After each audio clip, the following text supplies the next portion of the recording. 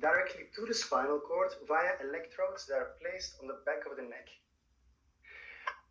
The other electrodes that you see on the hip bones, those are return electrodes. So you won't receive active stimulation through there. It's only through the electrodes that are placed on the back of the neck.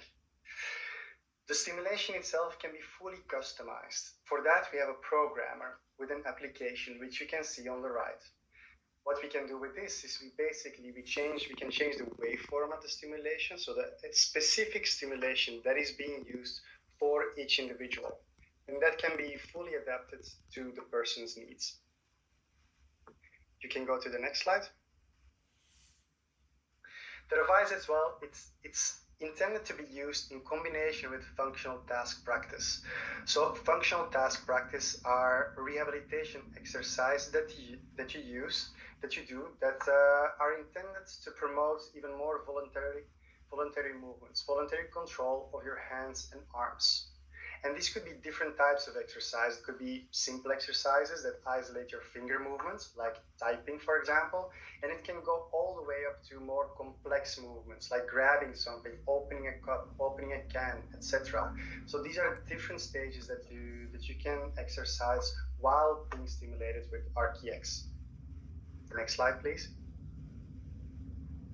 So the device has already been extensively studied, and one of the studies we want to highlight to you now is the pivotal study. So this was a study that was used to receive approval by the FDA. The results of this study were published in Nature Medicine, and we were really excited about the outcomes, and I'll show you some highlights of them on the next slide.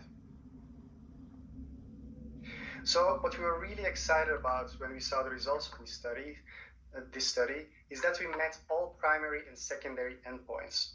What does this mean? We basically were able to demonstrate that the therapy is effective and safe to improve upper limb function after a spinal cord injury.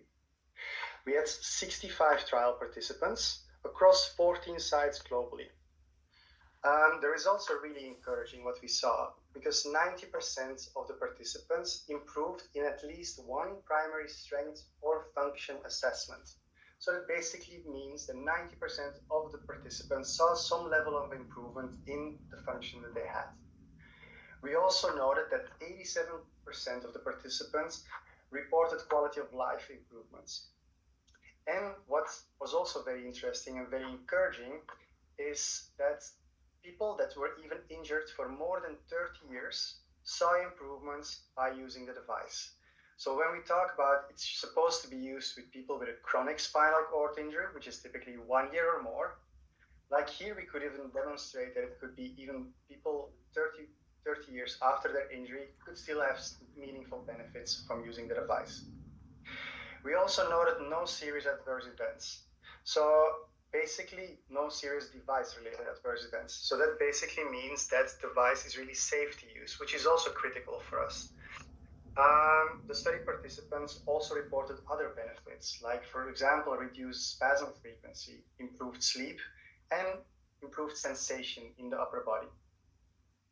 What this practically could mean into somebody's life is somebody who's able to lift a cup a little bit more easy, like who can push a button on the remote control with more ease.